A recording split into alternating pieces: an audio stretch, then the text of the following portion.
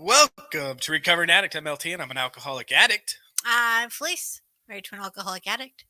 Here for all you members and family members of addicts. And if this is your first time catching the show, we are a show that's educational on addiction and recovery. We're here to support and love every one of you, and we have a community that's likewise. 2 times in my life, I hit rock bottom. Once in the early 2000s because of stinking meth. Got a felony to prove it. And then late in my 30s, I became a fifth the night blackout drunk and had to go to detox. And I've been in recovery since. I've been getting better for over a year, but my technical clean date is October, was it 5th or 4th? I have it down as 5th. Okay, October 5th. That's it. You heard it here live, folks. So yeah, I'm sold in. I bought into recovery and I'm not looking back. It's finally a way to become the best me, the happiest I can be in the little short years I have left on this planet. We were talking earlier in group, and I want to go sit with a bunch of 90-year-old people at an old folks home and ask them what they regret. And I'll bet you $100 we ain't going to hear, I wish I would have worked that day of overtime. I bet they're going to regret things that they would have done and should have done, with ideas that they had and realized how fast time flew by and they worried about the wrong things. You know what I'm saying? I don't know, I just want to put my life more into perspective so that I can enjoy each and every part of the day and enjoy each moment of life and each person that I come across. And we got a pretty good show for you today. We have somebody backstage, and I will introduce them in a minute. And we have Teeter Time. He's going to come and talk about the raffle, the giveaway. I finally got pictures of the last 2 baskets. So we have 5 baskets, $5 a ticket, $20. You get 5 tickets. And we're going to raffle these baskets off in about another 9 shows after this one. And so he's going to come on, and then Cassie's quote of the day, always at 8:40. But if you guys have been here a long time, in the comments, who has been here since like episode 1 about? I know Merck has. Lisha's been pretty close. Sky, I bet, has too. But if you remember back around episode 15, our live stream number 15, what are we on? 155 today? Today's 155th stream. We're only on 15. Sierra from episode 15. Oh, I don't know what episode. That's how I get my number. Ah, gotcha. So anyway, there was an inpatient program out in Louisville that was watching our show faithfully every night because we were going live every night because of COVID. And Sierra was reaching out to us all the time. And then she left a rehab program, got on our show, talked to us, and then disappeared. But tonight she's back, y'all. What are we on? According to these numbers, 156. Oh, tonight is 156. So we're going to bring Sierra on, and we're just going to talk about recovery. Hey, Mom. Mama's here. After Felice says hello to everybody. Ooh, I love saying hello. Ski. Mad is the winner chicken dinner. I came in a close second. That's Linky. Hi, Linky. Came in? John V in the house. Good evening, good morning, good afternoon. Yes, good afternoon, morning to all you in the UK and Australia. Hey, Desmond. What is up, Sunray? Marilyn, we recover better together. Sunray, what's up, brother? Marilyn. Teeter. Hi, Teeter. Teeter's backstage. I see you back there. Cherie. Love you, Cherie. Missed you the other day when you was working. Claiborne the barber. Still waiting for you to move to Utah. Link still needs a perm. And I need a trim, man. Look at this. Shout out to Anchored Hearts. We love you all over there in Arizona. 100%. And we also have Mo in the house. Hey, Mo. Hey, Mo. There's Grandma T. Hi, Mom. There's Asia. What up, Asia? And we got Merk. Hey, Merk. Right on. I said hi to Mo, Sky, Hola, ¿Cómo está? Antoine. What up, Happy Antoine? To be back. Had a horrible no. Had a horrible relapse back at day 2. It's all right, brother. Pick yourself up. That's what we're here for, to support and love one another, man. Makeup and crystals. I'll have 7 months, October 11th. Yeah. October, that's a good month. Very good. Love it. Tamara. Hi, Tamara. Let's see, we got Petey. It was longer than a Kevin Costner movie, huh? I just pictured Field of Dreams. And yes. That's Dancing with Wolves for sure. That was like a 3.5-hour movie. That's a good way to put it. Sheree says it looks very clear today. Oh, thank you. It might be I scooted up. I noticed I was blurry. Well, if you really want to know the technical reason, it's because I have it at 22 millimeters and my f-stop is at 2.8. There you go. Remember that. Erlena, hello, hello. Let's have a good meeting. Yes, let's We're do this. we're gonna we're gonna do this. Who else? We got Brittany. Hey, Brittany. Oh, what's up, Britt? How's things going? We got Josh. Hey, guys. Hey, Josh. Michelle, love seeing ya. Not to mention those lost episodes from 1957. We Right? don't talk about those ones, Shh, okay? why you gotta bring that up? Oh, right there. Some of those first lives got me through some tough nights. I appreciate the community so much. Amen, Mark.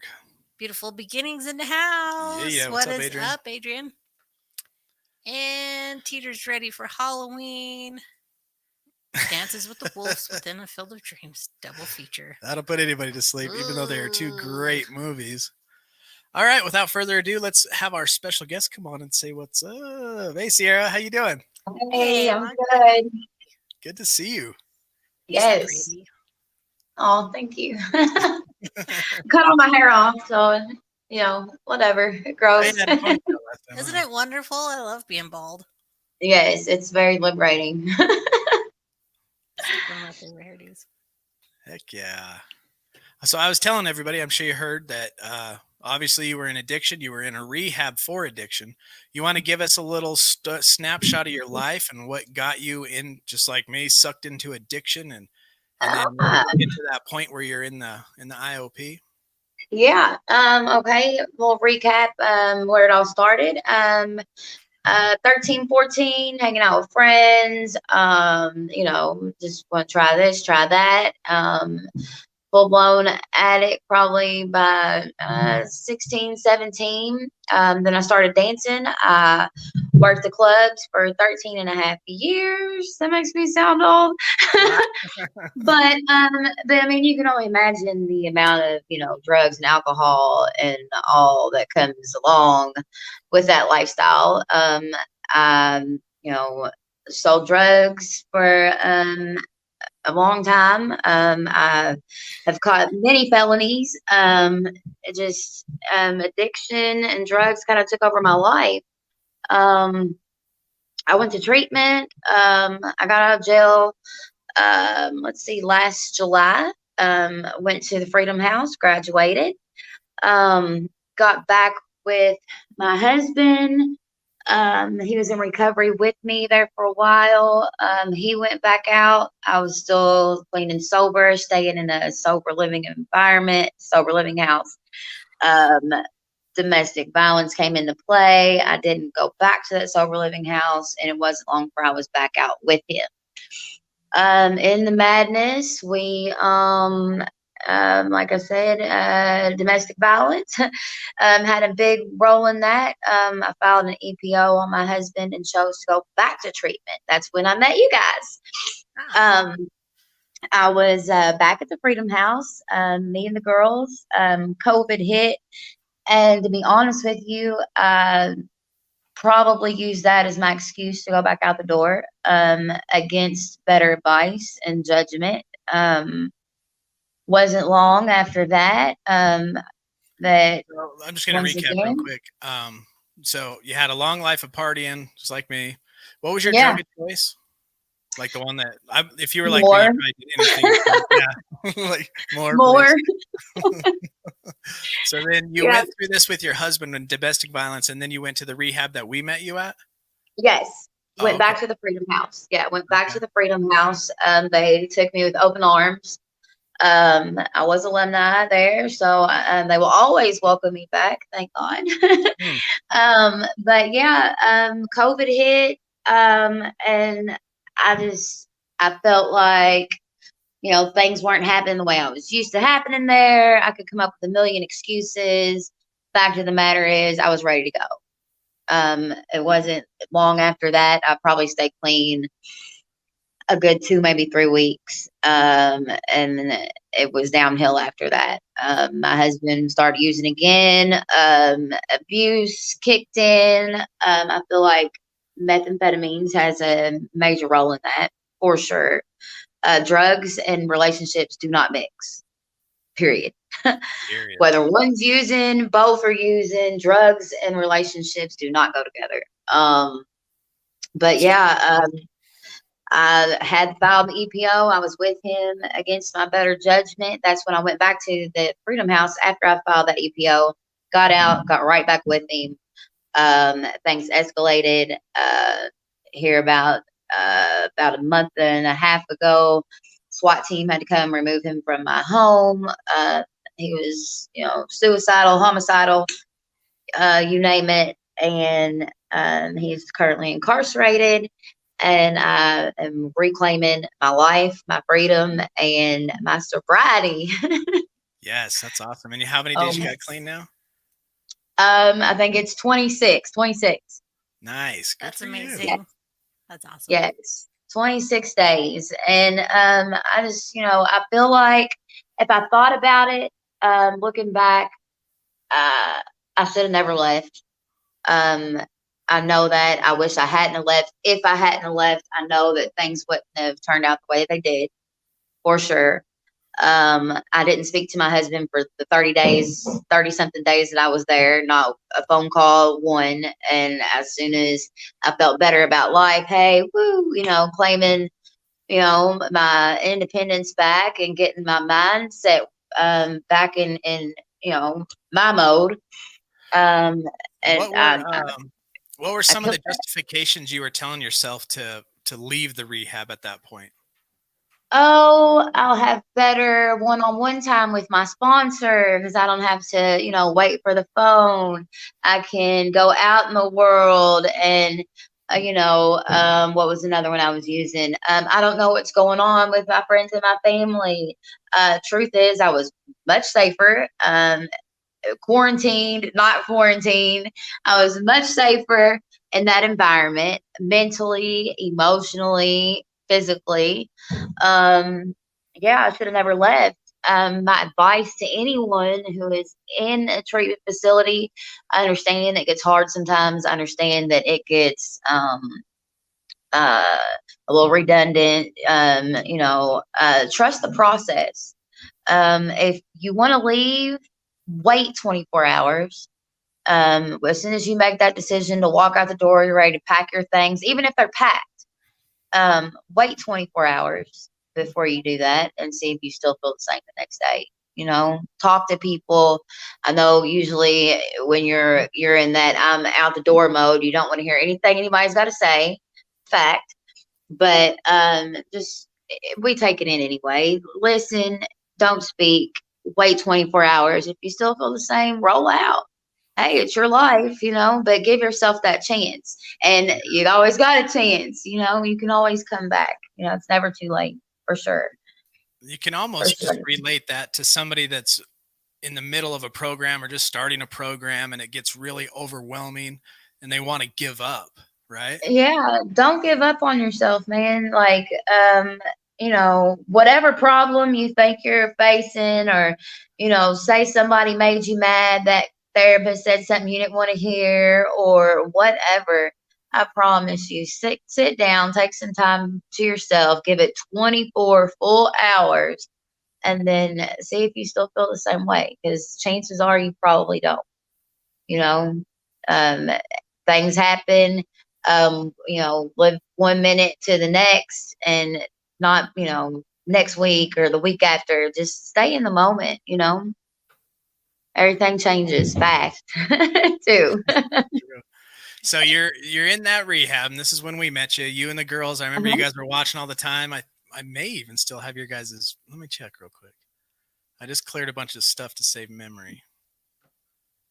Oh, I don't have it. Dang it. Oh, that would be so awesome. Hi, Sawyer House. This thing gets jammed up and I have to free it up or it runs really crappy. Right. Yeah. So you're there, you're with the girls, you're doing good, and then your addict kicks in, right? It's time to get out of here. And these are all like good reasons, right? I could talk to my sponsor face to face. That sounds great. I get to be closer to my family. This is a crazy time in the world right now. I don't know what's going to happen next. I kind of vaguely remember you saying something that they weren't giving you the recovery you thought you needed at that place too. Right? Yeah. Well, I mean, being in the program previously and then being in the program post-COVID, there were no outside meetings. We weren't getting much recovery. I was teaching classes, which is fine. I've got the knowledge, but look, I mean, remember, I'm here because I went back out, So, I mean, which I could still offer my experience, strength, and hope, but, I was not qualified. It's a lot different when the real world hits you in the face and you got to like work it in life, right? Right. So, I just had 1,000,001 excuses as to why I needed to get out of that door. I was so proud of myself. Yay, I'm taking control of my life. I'm getting rid of my husband's situation. I took a step and did place that EPO on him. And yes, this is my out. I can take this time for myself. And then crisis hit. And there was running out the door. Like, definitely made a big mistake there, If I could redo it, hey, I'd do it the same way, only because I know what I know today. Okay, so you get out of the rehab, and then you were back at home with your husband. You came on our show, and we had a whole good hour with you. You guys had plans for recovery. What happened just like that week and the prior week? Because you said it was about 3 weeks after that you started using again, right? Yeah. Well, he started using without my knowledge. His mental and methamphetamines do not go together. Paranoia kicks in. I'm sure we all know what comes along with that. And next thing I know, here comes the violence, and every time, here comes the drugs right after that. I mean, it's my escape, it's my relief from the situation that I'm in that I don't know how to get out of, So yeah, it was about 3 weeks later. He's getting paranoid, then he's, I'm finding out he's getting high, and then he's mad because I know, and then, it's a downward spiral. How do you think, so your addict starts talking to you at the rehab, you listen and leave kind of a thing, right? Mm-hmm. Now you're in a very high risk situation. Yeah. Not working the program because COVID shut down, and maybe you got a phone call with your sponsor. Absolutely. What was your addict saying, and how did you talk yourself into taking that first hit again? And how would you do it different knowing what you know now? I talked myself into that first hit again because I was so mad at myself, like watching my husband cuckoo magoo mode. Like, is this really happening? Like, oh my God, I just got myself out of this situation, free and clear, happy as can be, amped up, and then what made me think it was going to be any different? I don't know. I have an EPO out on this man for a reason. And here I go, running right back. What is that? Emergency protective order. Oh, okay. Yes. A judge has signed off on that. You have a protective order on him, and then you went back to him in the middle of that. Okay. Yeah. Not smart. And not smart at all. He starts using, you're kind of out in the sea without a life jacket. Yeah, absolutely. You start using terrified, scared to death, and there you go. I'm going to use because I don't want to feel the feelings that I'm feeling. I don't want to sit in fear of this man who is unpredictable due to the use of meth. 100% unpredictable. Dr. Jekyll, Mr. Hyde, for sure. And so to mask that, hide that, I started using it. And then because of, the shame, guilt, remorse, and also the I told you so's from people, or not wanting people to know what was going on behind the scenes, then I started isolating. That's never a good thing. Then you just start going more and more into yourself. You're building on that fear. You're disconnecting from anybody that can help you. And then you just sit and wallow in your own mess, basically, Yeah. And it's just a downward spiral. All right, I'm going to stop you there just for a second. We're going to have Teeter come on and talk about our raffle. All righty. Then we will pick up right back where you start using, and we've all been there. Yeah. So I'm going to do this little intro for Teeter. We'll leave you on the screen too, and you can hang out with us. All right.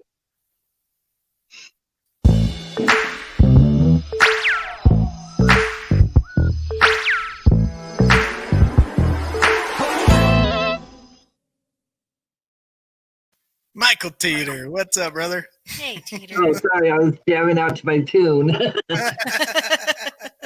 I love it. Sarah, how you doing? Welcome to the show. Good to have you. Hey, thank you. Nice to All meet right. you. So Sunray is the first one for the night. We'll give him a ticket. All right. Sunray gets a ticket. So you want to recap and just let everybody know what you sponsored?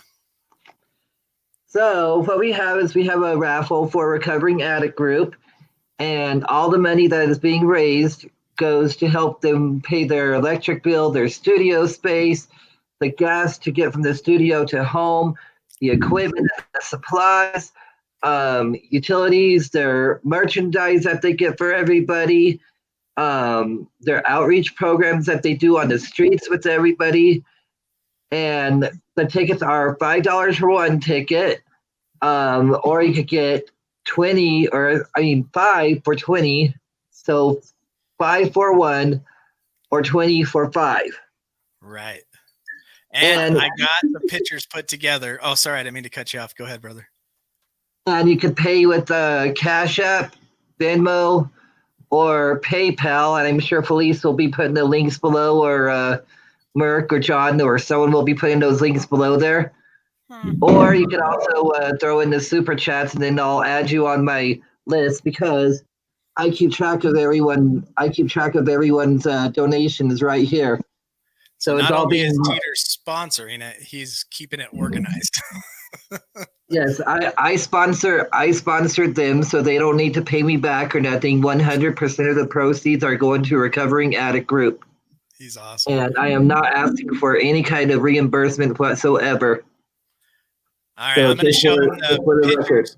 So here are the pictures of the next basket. So we showed you this one is Team Felice, hashtag Team Felice, if that's the one you want. When you drop the Venmo or whatever, put hashtag team. Just let us know which one you want, okay? So this one's Felice. This is hashtag Team Felice. You get the coffee in the basket and a Bluetooth speaker. This one's hashtag Team Millie with the comfy stuff, right? And then hashtag Team Link is the Star Wars, all this cool stuff. You get a phone charger holder all in one. And then the sponsored basket from my niece, Casey, sent this cool stuff with chocolate, a basket, some coffee in a coffee cup. There's me. A little You Are Strong thing and some facial serum and some good honey and some lip balm. And then hashtag Team LT is you get this cool We Recover Better Together key thingamajigger, a Bluetooth speaker, a 12-step workbook. Okay, I'm grateful, light, and some pens and pencils. So that's what you get entered in for if you buy a ticket. Remember, you get one ticket for $5, or you get 5 tickets for $20. And let us know where you want them, and then we will do a drawing, and we're going to have 5 different winners. And where you want them is the way you do it is you say hashtag Team LT, hashtag Team Felice, hashtag Team Millie, hashtag Team Family. And right now, with the way I see it, Team Felice is winning. That's a bunch of crap. Mine has the recovery stuff, people. Mine has what keeps them going during the day the coffee. to recover. But Team Felice is a big spender, so you get a good basket with her. She overspends. It's so true. Awesome. Maybe. All right. Thank you, Teeter. Me and Felice are a lot alike. We like to spend a lot of money. That me and Asia don't have. We make it work. All right, so that's how everything works. So just keep those super chats coming, and remember, there's also the PayPal, the Venmo, and the Cash App that you could also use. And just let us know where you guys want them. And all the proceeds go to Recovering Addict to keep the show going and keeping the show alive. Thank you, Teeter. You're the man. For better links or whatever, we'll put it in the Facebook group. I'll put that link in. Yeah, Felice will make sure it's everywhere. No, Big Mom, I'm not taking the hat off. Broncos forever, even though we lost today. Broncos forever. All right, see you, Teeter. All right, Sierra, we are back. Hey. Okay, so you left the rehab. You go back with your I'm just gonna say it. Toxic husband. Yeah, absolutely. I mean, I get mean, it right. if he's not working a program and he's still using behind your back, he's still sick, as we would say us addicts were. You know what I mean? Yeah, Um, absolutely. my heart goes out to him as well in recovery, and hope that he changes. Yeah, I Um, hope so. I hope so. Um, so so now I you're won't be 3 around weeks to in. find out. It's better you Hey, stay safe. Um, so now you're 3 weeks in. You start using, and are you guys starting to use together now since the cat's yeah, out of the bag? yeah, yeah. And you guys are So using meth, right? yeah, yeah. Okay. So it became a daily thing. Uh, Slowly but surely, nothing's getting done. Uh, Everything's escalating. He's not working. The whole paranoia thing kicks in. I'm barely allowed to leave the house to go to work. So it just became really, really sick for me. It gets worse. It always gets worse, never better. That's true. It got to the point where, I mean, I was questioning myself in a lot of areas in my marriage and what was happening and the violence and just it became extremely toxic to the point where my inner voice is screaming at me at the top of my lungs, what is going on? What are you doing? You have to stop this. You have to this it wasn't what I wanted to do. I didn't want to get high. Getting high was making me sick. Continuing to see this man sick in front of me and having to deal with it was slow torture. I mean, um, violence got to the max. So at this It's point, real just, quick, sorry to cut in. mhm. At this Yeah, point, real quick, we have a saying in AA, and I'm sure you've heard it. You can't have a head full of AA and a belly full of whiskey. and yeah, it's Is just it that doesn't kind work of out what that you were going through at this point, where yeah, you knew recovery, you knew the way out, but all of a sudden you're stuck, trapped back, pinned down by your addict absolutely. first, right? Oh, absolutely, 100%. Absolutely. So, I mean, I'm just screaming at myself every day, became more and more uncomfortable. Every day, just waiting for something else to happen, some catastrophe, so finally, things escalated, and I had to take a stand for myself and say, hey, I want better for myself. I deserve better for myself. And if I don't stand up for myself, I'm going to die. Whether the drugs take me out or this man takes me out, it's still the dope either way, like, Yeah, it's true. I'm going to have to do something about it. So, I did that. Um, it's unfortunate the way it happened, but I feel like drastic calls call for drastic measures, and it wasn't going to happen any other way. Things were extremely volatile, and it came down to SWAT, and they had my whole block shut off, and Do you want to take us through that story, it or was an 8-hour standoff, and eventually he came out. I don't know if anybody's aware of the Breonna Taylor situation here in Louisville. Oh, Real yeah. big deal. So he's screaming, they're gonna have to kill me to get me out of here. In the house with does he guns. basically have you held hostage in this situation? No, I left. I got out of there by by hair, and called the police away from the house. Oh, And okay. met them at the house to get him out of there. He refused to leave, was threatening the only way he's coming out of there is if I call the police. And I did that. And he says, the only way I'm coming out of here is if they try to kill me, or they're going to have to kill me, or I'm going to kill them. So it became not only dangerous for him, but dangerous for, law enforcement going in.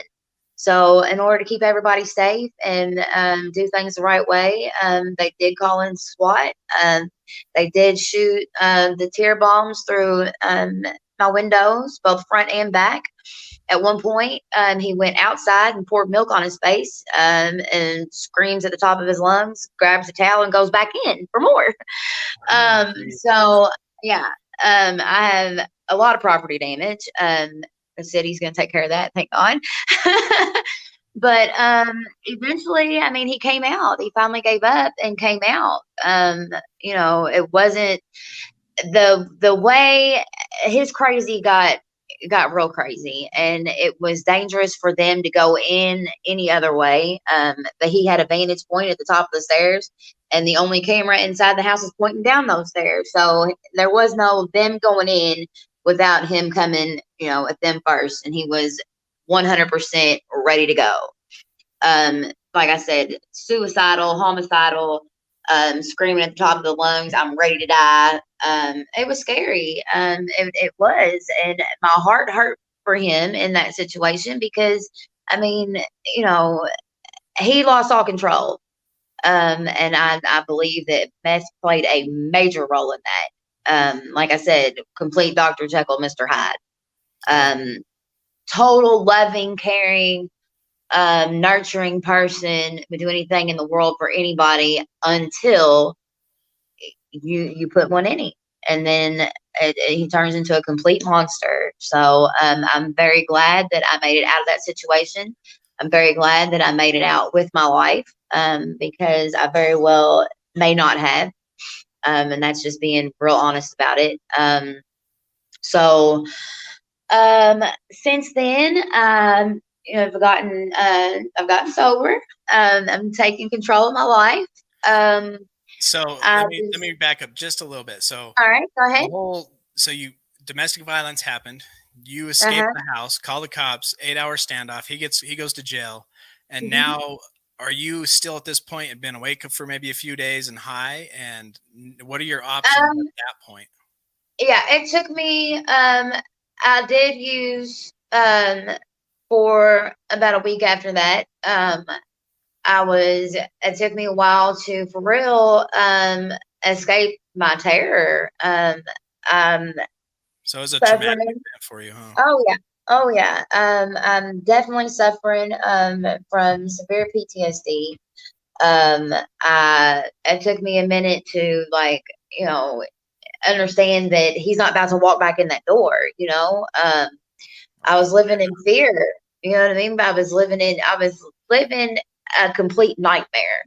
And it took me a while to come out the door, to be honest with you.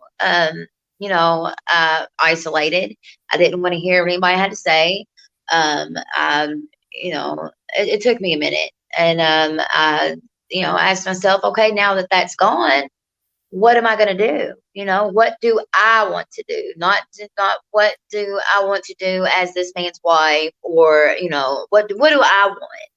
And I have every opportunity ahead of me to get that. So I did. I got sober. I'm working with the Center for Women and Families, advocating for domestic violence and women who are going through the same thing I am, who may not have a voice, may not be as vocal as I am, and may not know how to use it. I think you're perfect for the job. Right? You're going to be awesome. You have that energy about you. I'm just, I feel like that's part of my healing, is if I don't, whether, my voice being heard may not make a change in the laws, and people taking up for women who are in these situations. I see women lose their homes after domestic disputes because landlords don't want to deal with it. There's a lot that comes along with that. My child was taken. My CPS case was open due to domestic violence with my husband. It's been over 2 years.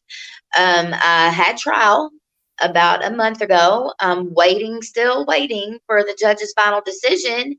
And at the end of the day, I may get her back. I may not. And I'll have to live with whatever decision that is, be it I get her back or I don't get her back. And I feel like part of my healing is doing something about it, or at least trying to. letting my voice be heard and be a voice for, like I said, women who don't have one. And Good for you, Sierra. Keep up the good work and advocacy. right. That's my healing process. That keeps me busy. That keeps me motivated. I'm starting school for social work in January. That's going to be a 4 to 6 year commitment. And, I want to take the negative things that have happened to me and all that bad and do something good with it, whether I get my kid back or I don't get my kid back. I just want to be available to her when she can be available to me, because that day will come regardless. And I want to make sure that I'm a woman that my daughter can look up to. I had to ask myself, if this goes the other way and she comes wanting to know, what happened? Where's your mama at? Why can't I be, there front and center? Why can't I raise her? I mean, I want her to see a woman that she wants to be. You know what I mean? I don't never want to have her ever be in a situation where she would see me treated the way I was and think that it's acceptable, or that this is, this is how life is, because it doesn't have to be.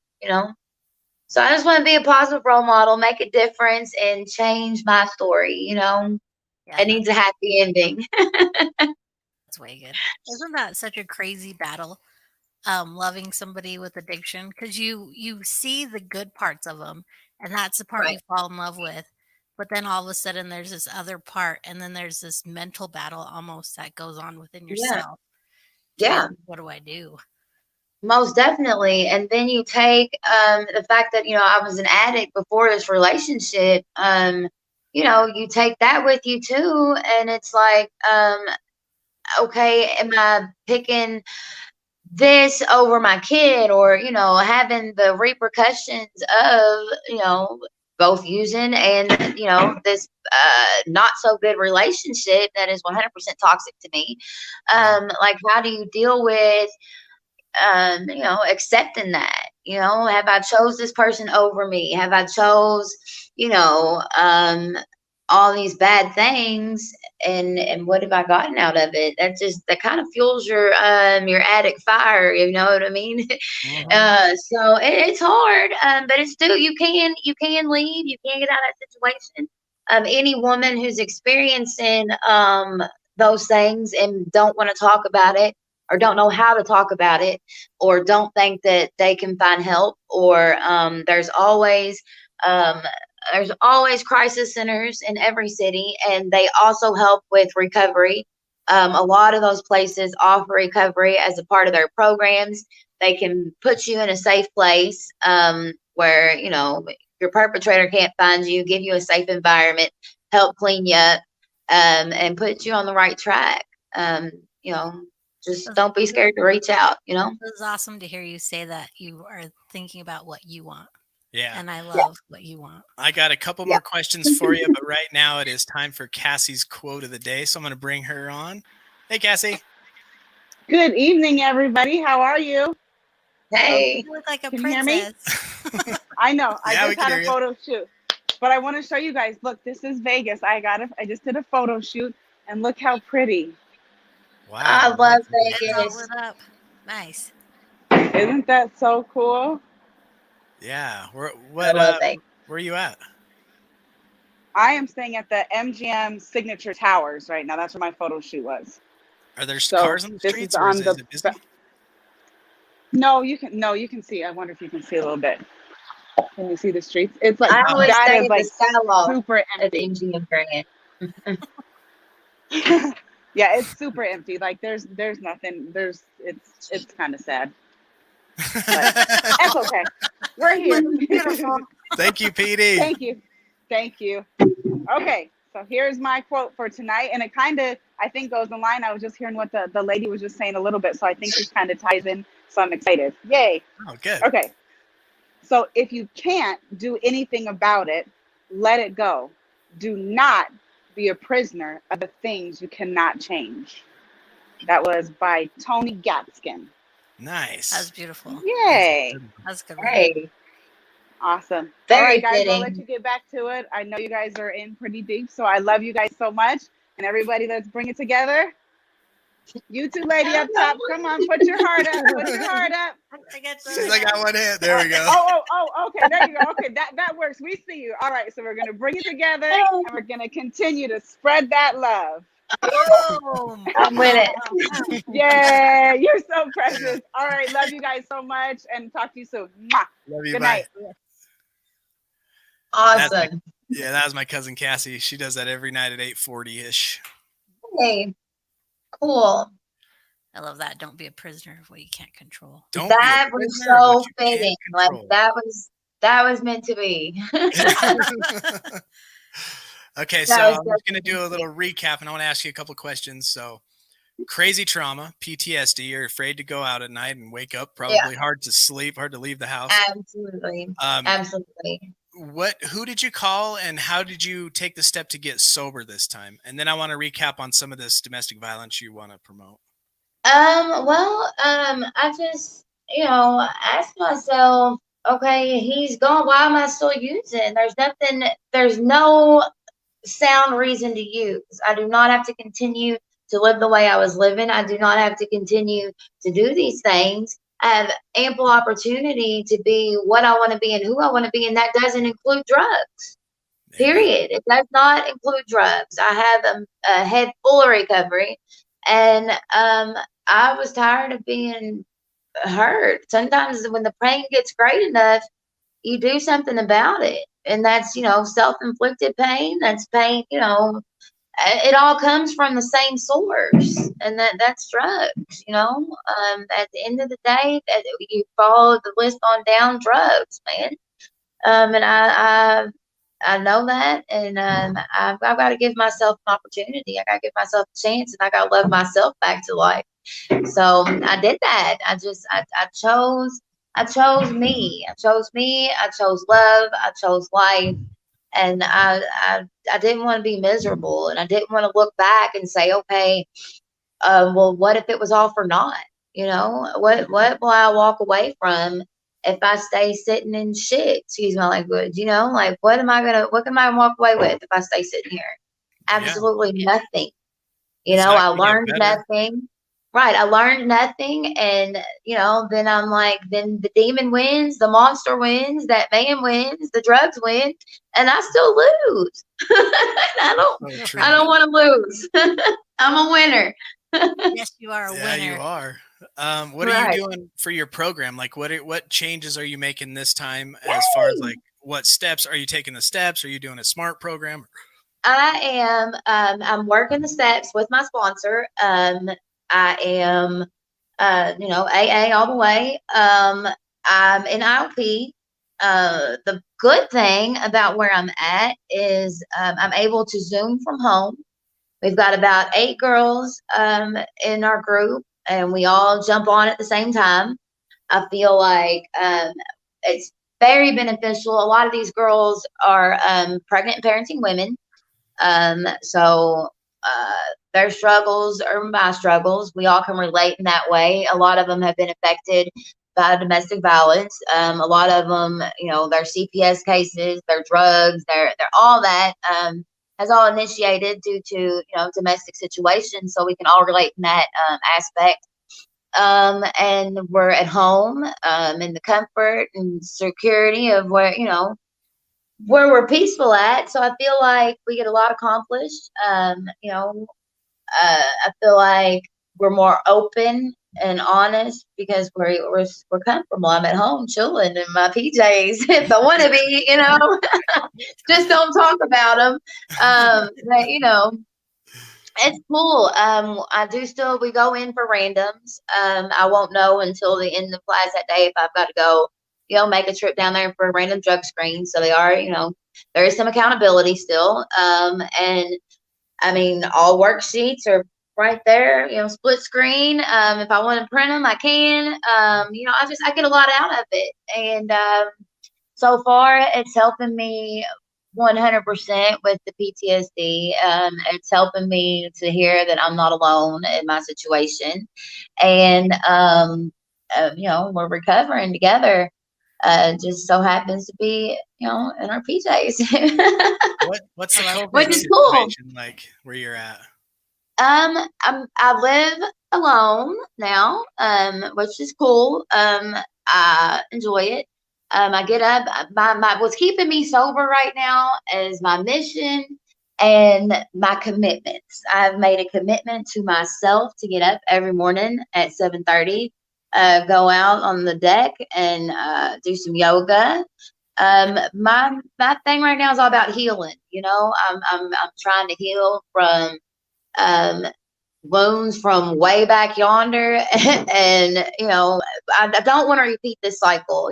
So I'm trying to I'm getting spiritually fit right now. Yeah.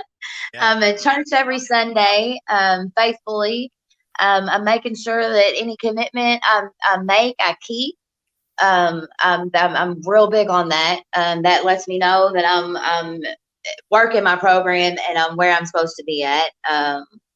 I I don't know. I'm so motivated right now. And I feel like I earned this, like Yeah. I owe myself something better than what I was doing. You have a For different sure. since the last time we I was talked thinking the same thing. in April. You got a different look in your eyes. You got a little more energy. It looks like you're bought into Good. recovery. I love it. I It's literally was thinking working. the same thing. That's cool. You could tell there's a huge difference. Yeah. Just 'cause you're doing Awesome. it. It's crazy. Right. Yes. I'm winning. That's awesome. It's working. That is so cool. It's So school working. starts in January. I got my School peer starts in support January. specialist. So. Yes, school starts in January, and I feel like I'm ready to even with the social work, be there with an understanding, because a lot of people that go through, like I said, my child was taken to do domestic violence, and of course, then no, I couldn't stay clean, blah blah blah, same rap. But to go into it and having not only a criminal background, we're not going to talk about how many felonies, and still being able to do that, but go into it with an understanding of the addict's mind, and what's real out here, because I'm out here and I've been out here, versus somebody who has no knowledge, or may have the knowledge but don't have the experience to be able to help women who may be going through the same thing I've been through, and be able to not be a negative you know person in their life, but hopefully a positive person that can make a difference, and maybe change their situation so that they don't have to go through the things that I've been through. So that's my goal, and I'm sticking to it. So So proud of you. I'll tease out this thank place you. called the school, and that's what Dustin always says. That's why it's called the school, because you got a bachelor's degree in drugs and alcohol. Absolutely. Better to teach people than people that went through it. Yeah, 100%. Yeah, I mean, there's no, people can get educated all they want, but if you haven't lived that, you don't know that. Yeah, I mean, exactly. it's impossible. It's impossible. I mean, you can say, oh, blah, blah, blah, and have all the statistics in the world, but until you felt that, you can't. I feel like you can't connect. I see great things in your future. I think you're going to help and affect a lot of women out there. Thank you. I hope so. Do you have anything you wanted maybe to say to somebody that might be listening that feels trapped right now? Like what could they do? Reach out. There are 1-800 numbers for women in crisis. Center for Women and Families. It's here in Louisville. I believe they're based in other cities, but look them up. They can help you, lead you in the right direction. These people are awesome, amazing, and someone will come and help you no matter what. Come get you, take you somewhere, get you out of the situation you're in. Even if you're not ready to leave, there's somebody always available, 24 hours crisis line that you can talk to, that knows what you're going through and can help you devise a plan. If it's not safe to leave, they will help you devise a plan to get you out of that situation. And you're never alone. Awesome. You are never alone. So that's true. You're never alone. Yeah, no. that's true. Awesome. Well, I look forward to you were there on episode 15. You're here on episode 156. I think this should be something you should reoccur with us every few Yes, months and I let us will know where tune you're in. at, how I you're will be. doing. I'm back with y'all. Yes. You So make glad. my heart so happy. Yeah. There's the joy. Yeah, I'm glad you're back. I'm so proud of you. And is Thank there anything you. else you want to wrap it up with? No, I love everybody. Stay safe out there. Still COVID, but no, I hope everybody's staying safe and just remember we recover better together. Yes, we do. Yes, we do. Couldn't have said it better myself. All right. I'm going to shoot you some texts and stuff, and we're going to stay in touch. All and right. put a good plan or All something. right, awesome. Thank you. Yeah, I thanks hope for I being helped here. everybody. I'm sure you did. I'm sure you did. Oh, you did. Okay, see ya. Bye. That was awesome. Yeah. I needed to hear that tonight. 100%. To see the difference in the eyes. Teeter, Hey, Michael. Mr. Meow Meow. What'd you think about that story? He was absolutely amazing. And a lot of honestly, my ex, who I was with for a couple of years, put me through a lot of the stuff that she was going through. So I could totally relate with, her domestic violence and, the husband using the drugs and, all that. I could totally relate because I've been there and done that, and it does take a lot to walk out, like she did. That takes so much courage and so much bravery to do that. Yeah. One thing that really stands out to me in her story is the addict and how it can be so cunning, just like it says in chapter 5 of how it works, baffling and powerful. And it will make you think you're making a good decision. She was in that IOP where she was safe. It was actually not an IOP. It was an in-house patient program, right? She was safe, but the addict starts speaking like good things to her, hey, you'll be closer to your sponsor. You'll be around your family that loves you. And you have to be very vigilant in understanding your addict's cunningness, because your addict wants to destroy you. There is something inside your addict's personality that you've built in there during drugs that wants to destroy you. So you have to learn how to starve it. You have to be aware, learn how to starve it, and then feed your recovery side, right? The real you that doesn't commit crimes or tell lies. And you know what I mean? Right. And then this one wanted to come up here and to say hi. So this is Luna. Hi, Luna. Hi, Luna. Pretty cute. Luna. Say hi to your fans. She likes to think I'm a jungle gym over here.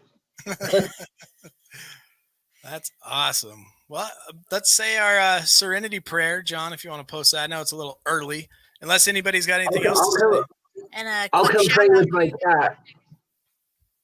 To recovery addict. Are you ready? Are you ready? Wait, we got to wait for John. We're waiting for John. We got these sweet hoodies, recoveringaddict.org.